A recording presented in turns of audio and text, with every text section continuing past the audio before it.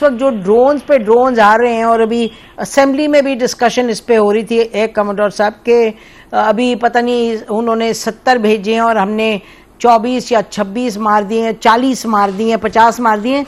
तो what does all this mean? I mean ये कोई खेल तो नहीं है कि इतने नंबर्स। बात यह है कि पाकिस्तान का जो डिफेंस है उस पे अटैक हुआ है, ये अग्रेशन किया, और इंडिया एक पिछले 3, 4, 6 साल से करता जा रहा है रेगुलरली एस्केलेट। तो इसका जवाब क्या है हमारी तरफ से एक कमोडोर साहब? देखिए, जवाब का आने से पहले इस मोटिव्स को समझने की जरूरत है कि ड्रोन्स तक नौबत क्यों आ गई है। क्विक जो ब्रिगेडियर साहब भी कह रहे थे कि देखिए इतनी बड़ी माइटी फौज है, और पर्टिकुलरली अगर एयरफोर्स की बात करें तो तकरीबन 1000 फाइटर जहाज है आपके पास, बिलियंस ऑफ डॉलर्स आप हर साल खर्चते हैं। आपने पहले 4 राफेल सो कॉल्ड किए, जो टेक्निकल टर्म तो डिफरेंट है लेकिन जो कॉमनली अंडरस्टूड है कि पाक फिजाइया ने जैम कर दिए, और उनको एक मीडिया कहता है इमरजेंसी लैंडिंग करनी पड़ी, और मैं कहता हूं उनको पैनिक लैंडिंग करनी पड़ी है श्रीनगर। फिर उन्होंने रियलाइज किया कि ये तो हमने खुद ही हाइप क्रिएट की है, लोगों के जहनों में प्रेशर बिल्ड अपने ऊपर ही हो गया, अपने जाल में खुद फंस गए। तो फिर उन्होंने कहा अब 4 राफेल से भी काम नहीं बना तो अब क्या करें। मैं आपको रिपोर्ट ऑथेंटिसिटी से कर रहा हूं कि उस रात उन्होंने 80 जहाज भेजे, जिसमें से पूरा राफेल फ्लीट था। मैं ड्रोन पे आता हूं, पहले ये अंडरस्टैंड द माइंडसेट। पूरे का पूरा राफेल का फ्लीट हवा में था, प्लस कोई 40 और जहाज उन्होंने ऐड किए, स्टेट ऑफ द आर्ट जो फ्रंट लाइन उनके फाइटर थे।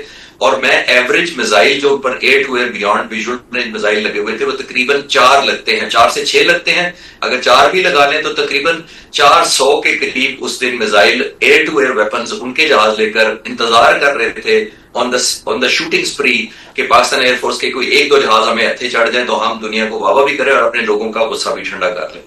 अब बजाय इसके कि वो मारते, आप अपने जहाज को बैठे। और एक मैं ट्रिब्यूट जरूर देना चाहूंगा at the cost of time. देखिए, मैं फाइटर पायलट के तौर पे जब हमें बताया जाता था कि 2 टाइप के मिशन होते हैं, एक होता है डिफेंसिव काउंटर ऑपरेशन और एक होता है offensive counter operation. Defensive counter ये होता है कि हम अपनी सरहद में रहकर डिफेंड करते हैं और दुश्मन की कोशिश करते हैं कि ना आए, और अगर आए तो उसको नुकसान पहुंचाए। ऑफेंसिव होता है कि आप बॉर्डर पार जाकर ऑफेंस करते हैं, उसको नुकसान पहुंचाते हैं जहाजों को या उनकी इंस्टॉलेशंस को।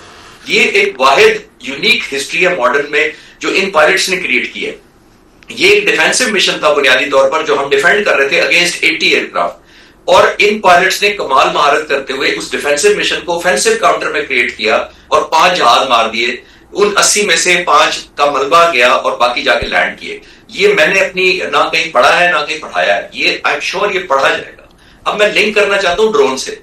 जब उन्होंने देखा कि ये तो एडिशन इतनी जबरदस्त पाक फिजा ने सक्सेस कर ली है, कामयाबी हो गई है, राफेल की कंपनी को बेशक आप डांट दे के ना बताना, लेकिन जो इजेक्शन सीट मार्टिन बेकर की बनाती है वो तो सेलिब्रेट करती है अपनी सक्सेस को कि हमने एक और पायलट की जिंदगी बचा ली। उनके काउंटर पर जाए तो 3 उन्होंने इजेक्शन सीट ऐड कर दी अपने वेबसाइट पर कि हमने 3 और जाने बचाई। और 3 जाने बचाने का मतलब ये है कि इजेक्शन इस्तेमाल हुई और जिंदा बचे। जो लोग 2 साथ चले गए जहाजों के, वो मार्टिन बेकर क्लेम नहीं करती लाइफ सेविंग में। तो इतनी फ्रस्ट्रेशन जब हो जाए तो मेरा ख्याल है दे रिजॉर्टेड कि अब ऐसी चीज कोई करे जिसके अंदर एम्बैरेसमेंट भी ना हो, काम भी सस्ता हो, और हम ये भी लोगों को ठंडा भी कर पाए, मिजाज भी ठंडा कर पाए कि हमने बड़ी कमाल कर दी, चीज कर दी है। तो अब ये सारा कुछ देखते हुए उन्होंने सोचा कि most economical package, least humiliation वाला कोई ऑप्शन लेते हैं और लीस्ट विजिबल लेते हैं, जिसका कोई ट्रैक भी नहीं होता कि ड्रोन मारा जाए तो नजर नहीं आएगा, पता भी नहीं लगेगा, जबकि जहाज क्रैश करता है तो मीडिया पहुंच जाता है। मीडिया को आप अभी नहीं पहुंचने दे रहे। अब ब्रिगेडियर साहब ठीक कह रहे थे, let the thing settle down. आप भी यही कह रही थी कि कुछ अरसे बाद जब ब्रिगेडियर साहब नहीं थे जी, वो ये हमारे साथ जाहिद हुसैन साहब थे जो एनालिस्ट हैं, एक्सपर्ट हैं। Okay, my apology. जाहिद साहब थे, मैं एक्चुअली वो वीडियो पे नहीं देख पा रहा था तो मैं जी ब्रिगेडियर साहब भी तशरीफ रखते हैं। जी ठीक है, तो माय अपॉलॉजी। अच्छा, मैं ये कह रहा था कि जब वो आप सब ये कह रहे हैं और मैं भी मानता हूं कि जब फॉग ऑफ वॉर खत्म होगा तो मीडिया आएगा। आप जैसे जो इतने सीजन जर्नलिस्ट हैं, अगर उनको भेजा जाए तो vote you find out everything के जहाज कहां से गिरे थे, यू विल फाइंड आउट। तो मीडिया पहुंच के ढूंढ निकालेगा। अब उन्होंने सोचा कि कोई ऐसी चीज करें जिसके अंदर हम एम्बैरेसमेंट से भी बचे, विजिबिलिटी भी लोगों तक ना हो, खर्चा भी ना हो, अगर शूट डाउन हो जाए तो एम्बैरेसमेंट ना हो। ये मैं हैरान इस बात पे हूं, that shows the state of mind of war fighting. Important, absolutely. War fighting mindset बताती है। मैं यहां बैठ के अपने कमरे में बैठकर आई कैन रीड कि दे आर नाउ एट्रिशन शायद कि हमने नुकसान नहीं कोई उठाना। They want to make something visible, और विजिबल करने का कितना आसान तरीका होता है कि आप सिविलियन पॉपुलेशन को हिट करें, पैनिक क्रिएट करने की कोशिश करें लाहौर जैसे शहर में या और शहरों में, और उनको इनसिक्योरिटी का मैसेज दे। और ये कौम ऐसी नहीं है जो 4-6 ड्रोन से कहेगी इनसिक्योर होना शुरू हो जाएगी। मैं कल निकला था तो लोग रात को 12 बजे रेस्टोरेंटों में ऐसे खाना खा रहे थे जैसे कोई अभी पार्टी बिल्कुल ऐसी बात है।